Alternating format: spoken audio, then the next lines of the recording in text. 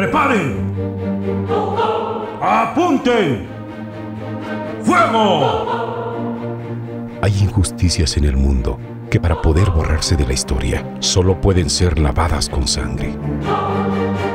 ¡Viva la libertad! ¡Viva la independencia!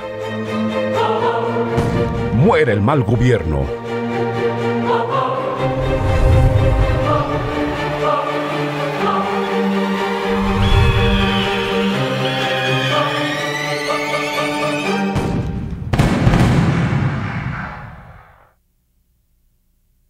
Todo comenzó con un grito de aversión a los abusos, un alarido desesperado, presuroso, inevitable ante el descubrimiento del golpe de Estado el 16 de septiembre de 1810.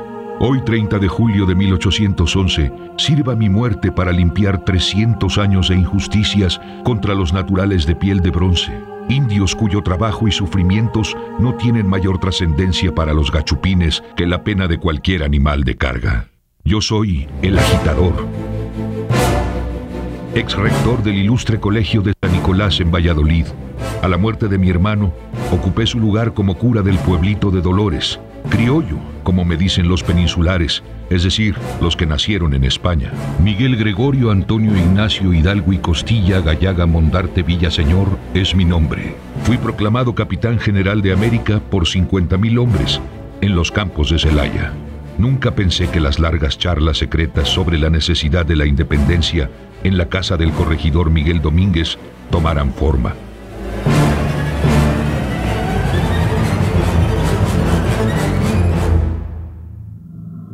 Disfrazábamos la conjura con el nombre de Academia Literaria y todos profesábamos las mismas opiniones.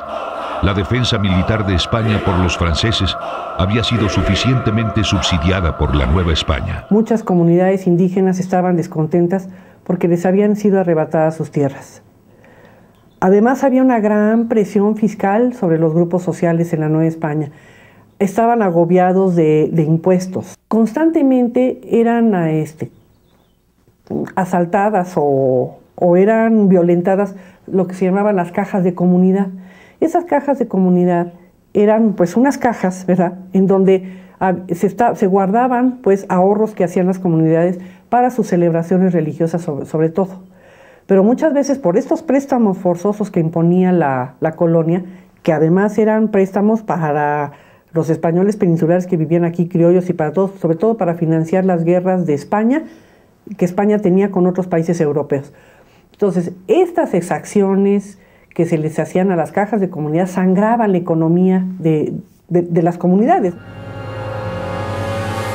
Por la desmedida ambición española, muchos habitantes quedaron en bancarrota, incluido mi hermano menor, Manuel Hidalgo. La justicia era inalcanzable sin importar la casta. Cualquiera que iniciara un trámite legal tenía que comprar el famoso papel sellado, que era muy caro. En todos lados se hablaba de libertad, y nosotros seguíamos agachando la cabeza ante una corona arruinada. Napoleón Bonaparte, emperador francés, venció a Carlos IV e hizo deponer el trono a su hijo Fernando de Borbón para dejar a su hermano José Botella. No hay reino sin rey, ni rey sin corona. Y eso pasó no solo en México, sino en Argentina, en muchas otras regiones del continente, pues se formaron juntas para tratar de autonomizar a las respectivas regiones o virreinatos del poder de España mientras no estuviera en el trono el rey Borbón, que era el legítimo heredero de la corona.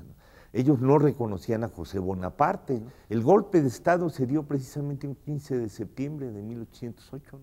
Hace 2 años, en 1808, el ayuntamiento capitalino de la Nueva España no pudo seguir manteniéndose al margen de la crisis del gobierno español y se propuso la creación de la Junta de México, un organismo de gobierno que se encargase de dirigir la administración pública durante la ausencia de Fernando VII, previendo una invasión de las fuerzas francesas de Joaquín Murat en la Nueva España. El plan fue apoyado. Aunque dubitativo, el virrey Iturrigaray accedió, pero la noticia llegó a los peninsulares. Los valientes fueron encarcelados de por vida, y la conjura disuelta, y todos callamos.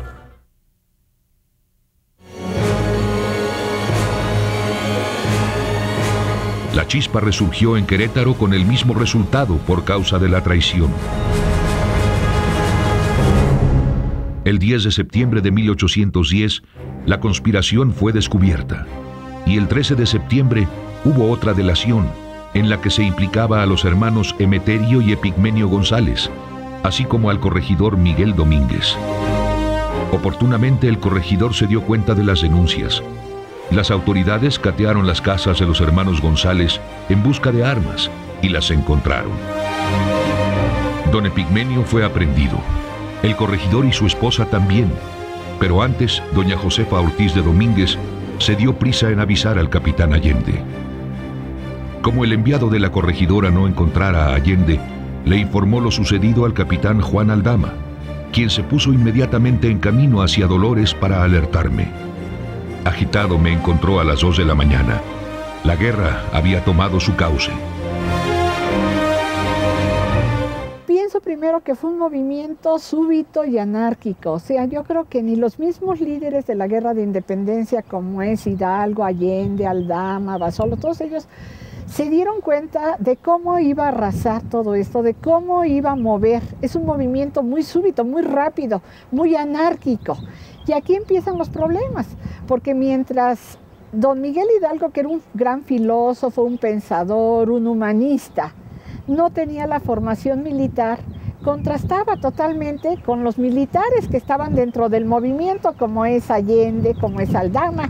Mientras Hidalgo llevaba a que la gente se enlistara con palos, con trinches, con lo que tuviera, Aldama y Allende querían que marcharan al 1, 2, que se formara un ejército como debería de ser, con soldados, pero no tenían, el soldado viene el término de sueldo, o sea, que se había formado en esta época, no era un ejército profesional. Lo que sí es que era un ejército muy motivado. Llamé a misa y desde el púlpito invité a la unión y a la rebeldía conjunta. Llegó el momento de nuestra emancipación. Ha sonado la hora de nuestra libertad. Y si conocéis su gran valor, me ayudaréis a defenderla. Le dije a criollos, mestizos y otras almas dedicadas a la minería, agricultura y los obrajes que acudieron al llamado. Y el eco de las voces llevó a la atrocidad.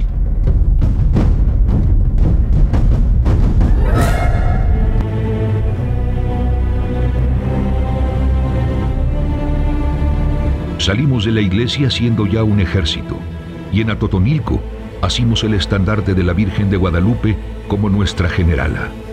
Entramos a San Miguel y se nos unió el ejército de dragones que comandaba Allende. Continuamos a Celaya y Salamanca. Finalmente, asaltamos la Alhóndiga de Granaditas. Mueren muchos españoles degollados por este gran ejército que viene con Hidalgo. Pues hay como una especie como de catarsis, ¿no? Estos grupos populares en contra de los opresores, ¿no? Que se considera que eran los españoles. Dios sabe los horrores que se justifican en pos de una buena causa. Yo mismo castigué severamente tales excesos con la pena de muerte. Pero nada es suficiente para expiar tales agravios. La siguiente mira era la capital de la Nueva España. No sin antes dejar en claro que era la libertad y la justicia lo que defendía, no la barbarie.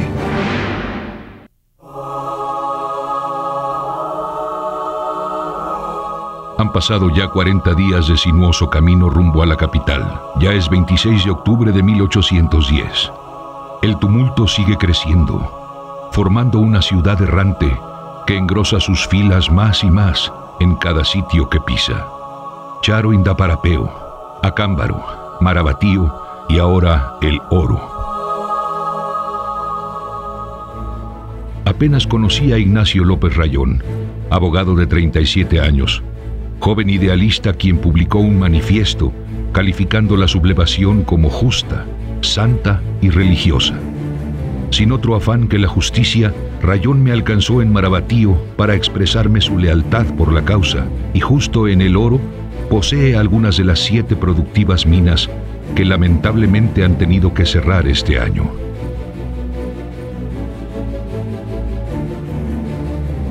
Pobres indios, Trabajaban más de 12 horas con el agua hasta las rodillas, a latigazos, en la oscuridad de las minas, sin derecho a una remuneración merecida. El pasado 20 de octubre, justo en Charo Indaparapeo, grata sorpresa me llevé cuando mi pupilo, ahora todo un hombre de fe, José María Morelos y Pavón, me sorprendió al ofrecerse como capellán para acompañar nuestro ejército hacia la Ciudad de México.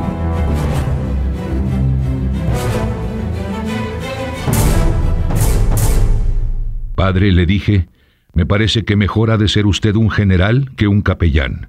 Y así lo nombré lugarteniente para levantar en armas la región del sur. Le encargué la toma del puerto de Acapulco. Después de ese encuentro, nunca más nos volvimos a ver. En las haciendas de Tultenango, Bazoco y La Jordana, y todos los suelos que pisamos, no hemos recibido más que apoyo y muestras de afecto.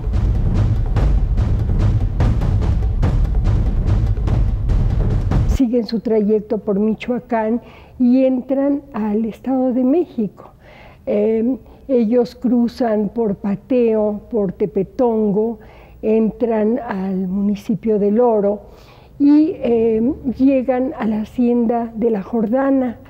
Incluso quiero decirles que un amigo mío, el doctor Benigno Rojas, en una ocasión me mostró documentos de su familia.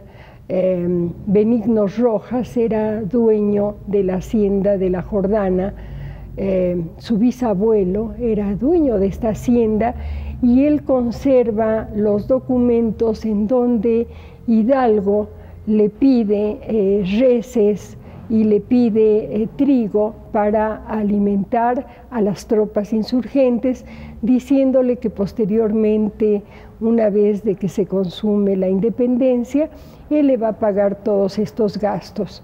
Esto me pareció muy interesante porque es una escena cotidiana pues, de la lucha, del esfuerzo que hacía Hidalgo,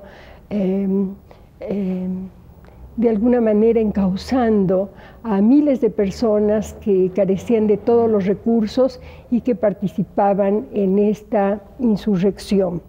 En cada pueblo que atravesamos, los curiosos que se asombran por el contingente de 50,000 almas nos miran como redentores. La hierba huele a vida por las mañanas. Se pinta el cielo de una nueva oportunidad, un día más, una mañana más.